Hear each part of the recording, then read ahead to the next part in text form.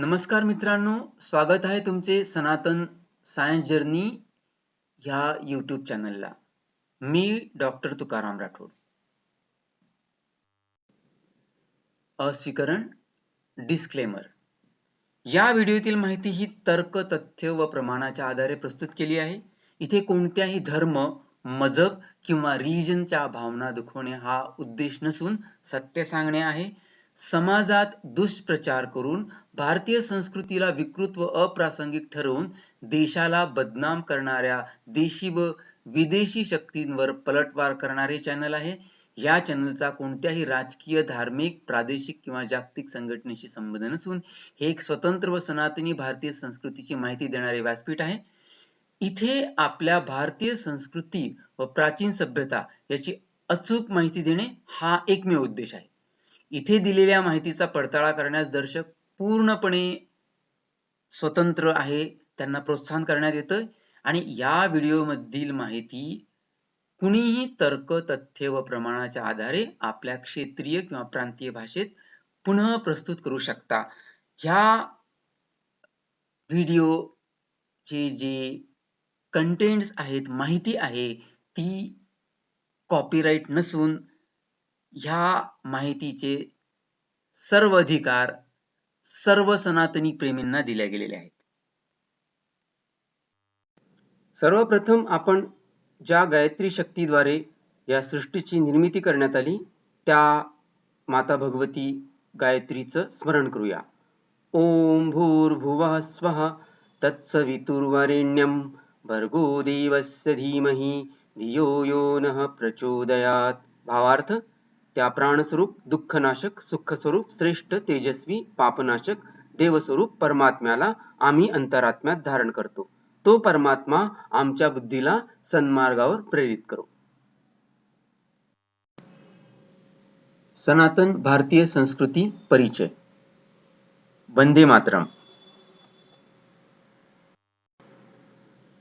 सदा वत्सले मातृभूमी. तर मित्रांनो, या व्हिडिओमध्ये आपण भारतीय संस्कृतीबद्दल ठळक अशी मुद्देसूद माहिती जाणून घेणार आहे.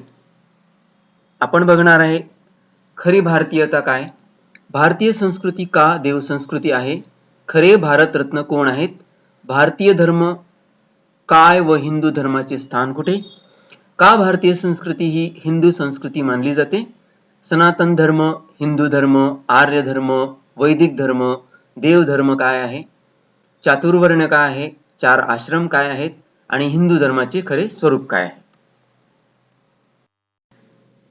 खरी भारतीयता काय, भारतीय संस्कृती, सभ्यता व परंपरा जाणणे व त्या पाळणे, भारत देशाचा मान जगात उंचावर नेणे, देशहितासाठी तन मन धन हे आपल्या योग्यतेनुसार देणे, देश विरोधी शक्तींचा प्रत्येक स्तरावर सामना करून त्यांना परास्त करणे, देश घडवण्यात जात, धर्म, पंथ, प्रांत, परंपरा या पलीकडे जाऊन एकजुटीने प्रयत्न करणे.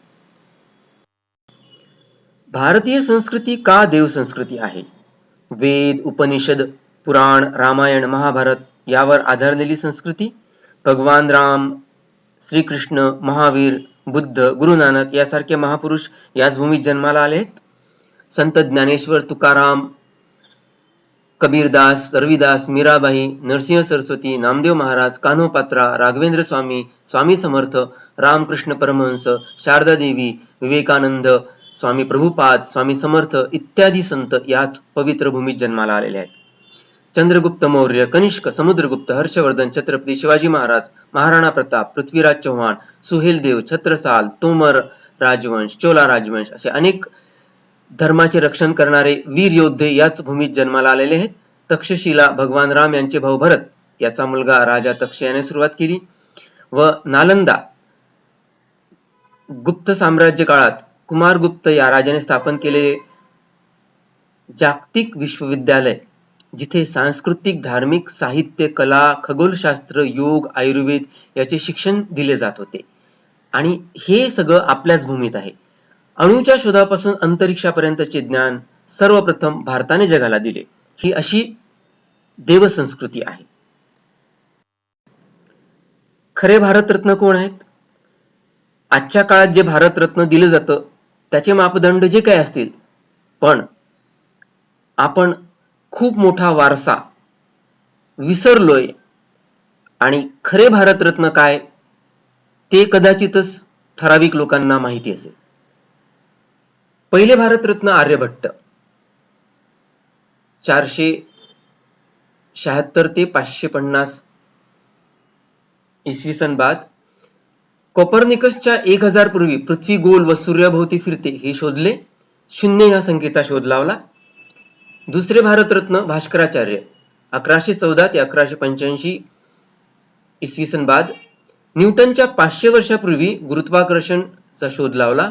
पृथ्वीचे सूर्याभोवती भ्रमण हे 365 अंश 25588 दिवस.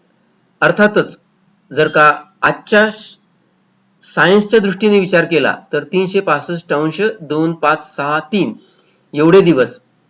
तर ही संख्या त्यावेळी शोधलेली संख्या आजच्या विज्ञानाच्या दृष्टीने अगदी जवळची आहे. लीलावती आणि बीजगणित असे अभूतपूर्व कार्य केले. त्यानंतर महर्षी सुश्रुत हे आपले तिसरे रत्न आहेत. 600 इसवी सन पूर्व ते 1000 इसवी सन पूर्व यामध्ये त्यांचा काळ आहे. सुश्रुत संहिता 300 शास्त्रक्रिया पद्धती शोधून काढल्यात. 125 शास्त्रक्रिया साधने शोधलीत. घोड्याचे केस वापरून शिवणक्रिया ज्याला आपण सर्जरी म्हणतो. वैद्यकीय चिकित्सकच्या नैसर्गिक संहिता म्हणजे मॉरल कोड म्हणतो आपण त्याला, त्या शोधल्या, त्या मांडल्यात. चौथे महारत्न महर्षी चरक 2 ते 6 इसवी सन पूर्व. चरक संहिता मानवी शास्त्र, शरीरशास्त्र, गर्भवृद्धिशास्त्र, औषध निर्मिती शास्त्र, रक्त परिसंचरण, मधुमेह व क्षयरोग या विषयांवर गहन संशोधन. जवळजवळ 10,000 औषधी वनस्पतीचे औषधी गुणधर्म काय ते शोधले. पाचवे रत्न आहेत ब्रह्मगुप्त 598 ते 670 इसवी सन बाद. पहिले गणितज्ञ ज्यांनी गणिताचा उपयोग करून ग्रहांची दशा व चंद्र आणि सूर्यग्रहणाची वेळ सांगितली. ऋणसंख्या व शून्य संख्येत सोबतचे जे गणित असतं, गणिताचे जे प्रकार आहेत ते त्यांनी शोधले आणि पहिल्यांदा जगालाही सांगितलं की शून्याला कुठल्याही संख्येने भाग जर दिला तर त्याचं उत्तर शून्यच येतं.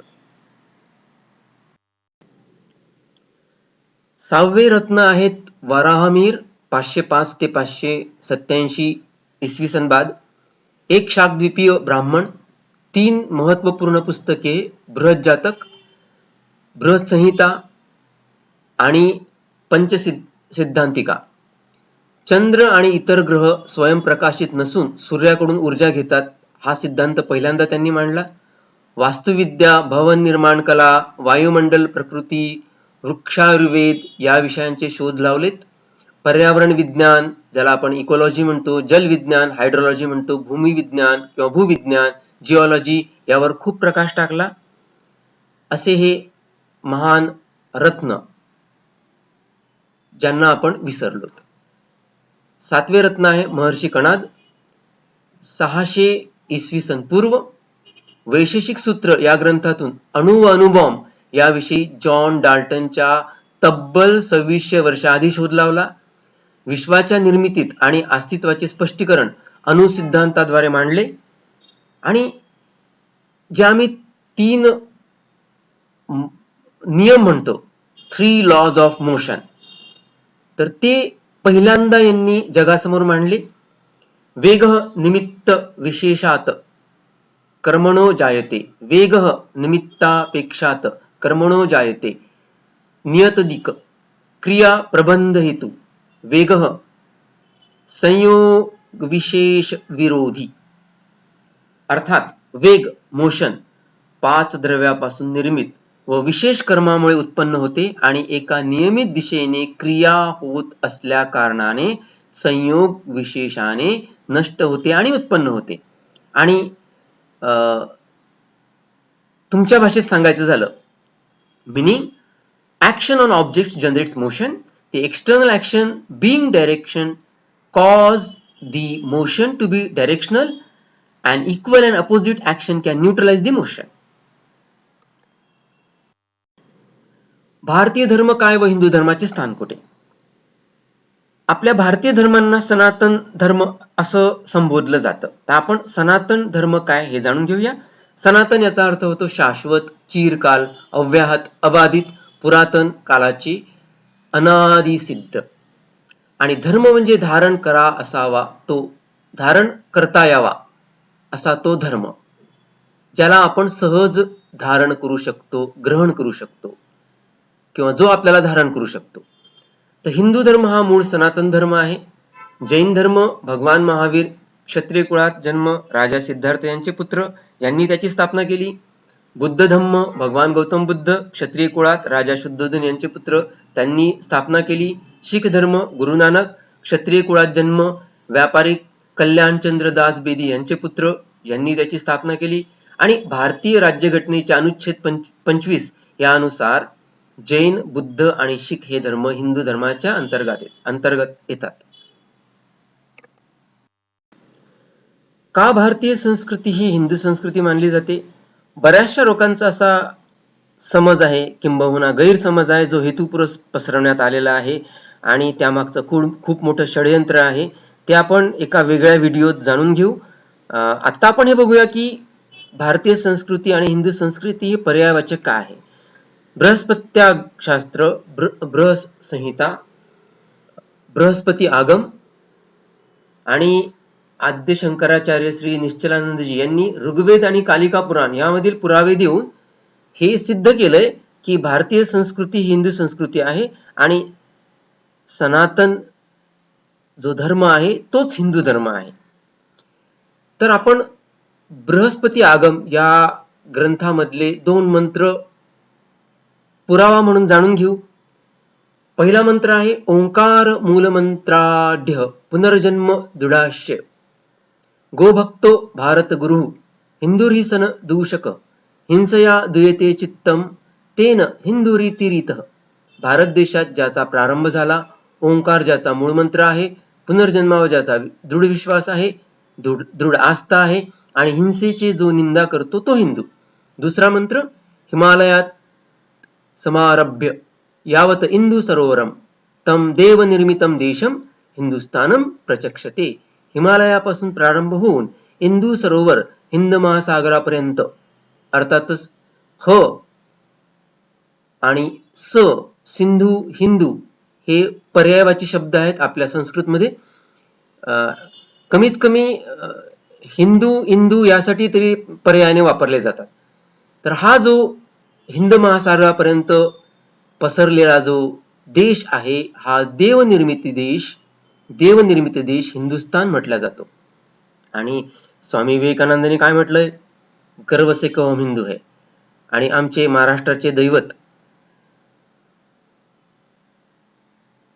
असे छत्रपती शिवाजीराजे, ती जेव्हा शपथ घेतात, ती शपथ काय आहे, शंभो हर हर महादेव, आज तुझ्या प्रेरणेने आम्ही हिंदवी स्वराज्याची शपथ घेणार आहोत. जोवर स्वराज्याची उभारणी होत नाही तोवर दिल्या वचनाला अंतर देणार नाही. श्री छत्रपती शिवाजी महाराज. तर गर्वाने म्हणा आम्ही हिंदू आहोत. गर्वाने म्हणा आम्ही हिंदू आहोत. तर सनातन धर्म, हिंदू धर्म, आर्य धर्म, वैदिक धर्म किंवा त्यालाच देव धर्म म्हणतात. देवानी निर्मित असा धर्म, देवाचा धर्म, तो काय आहे? तर सनातन या शब्दाचा अर्थ आपण आधीच जाणून घेतलाय. शाश्वत, चिरकाल, अव्याहत, अबाधित, पुरातन कालाचे, अनादि सिद्ध. आणि धर्म या शब्दाचा मूळ अर्थ धारण करावा तोच धर्म. आणि महाभारतानुसार ध्रियते लोको नेनेति धर्म धारणाद धर्म मित्याहुर धर्मो धारयते प्रजा. अर्थात समाज व प्रजा धारण करण्याचे सामर्थ्य ज्याच्या ठायी आहे तो धर्म. कर्तव्य, अहिंसा, न्याय, सदाचरण, सद्गुण याने परिपूर्ण असा तो धर्म. आणि आम्हा हिंदू संस्कृतीत, भारतीय संस्कृतीत धर्म या शब्दाचं रूप खूप व्यापक आहे. प्रत्येक कर्तव्याला आम्ही धर्म म्हणतो. जसं पाणी याचा अंतर्भूत गुण त्यालाच आम्ही गुणधर्म म्हणतो. तो शीतलता आहे हवा, चंचलता अग्नी, दाहकता पाषाण, जडता. तसंच व्यक्तिविशेषालाही धर्म दिलेला आहे. विद्यार्थी याचा धर्म ज्ञानार्जन, शिक्षक ज्ञानदान, शिपायाचा धर्म रक्षण करणे आणि राजाचा धर्म प्रजाहित रक्षण. सनातन धर्म व त्याचा आधार काय आहे?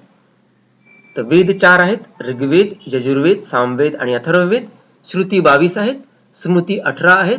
उपनिषद 108, मुख्य 13, पुराण एकूण 18 पुराण आहेत. रामायण वाल्मिकी महाराज लिखित, महाभारत वेदव्यासांनी रचलेली आहे. गीता वेदव्यासांनी रचलेली आहे आणि हे सर्व ग्रंथ संस्कृत भाषेत रचलेले आहेत.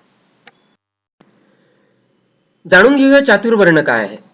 तर 4 वर्ण आहेत आणि हा आपल्या संस्कृतीचा खूप एक मोठा भरभक्कम कणा आहे ज्यावर संस्कृती आधारलेली आहे आणि हे वर्ण आजही बघायला मिळतात. बघूयात कसं.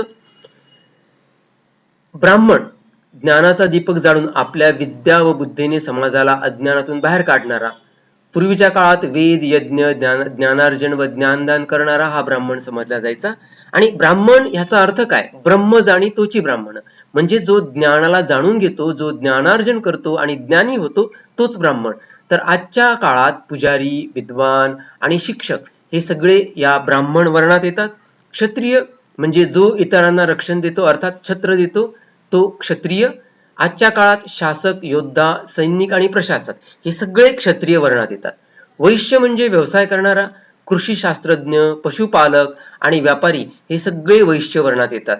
शूद्र म्हणजे सेवा प्रदाता, शूद्र म्हणजे सेवक किंवा नोकर, शूद्र म्हणजे अस्पृश्य, हीन, खालच्या जातीचा अशा प्रकारचे जे संभ्रम आहेत ते नाही.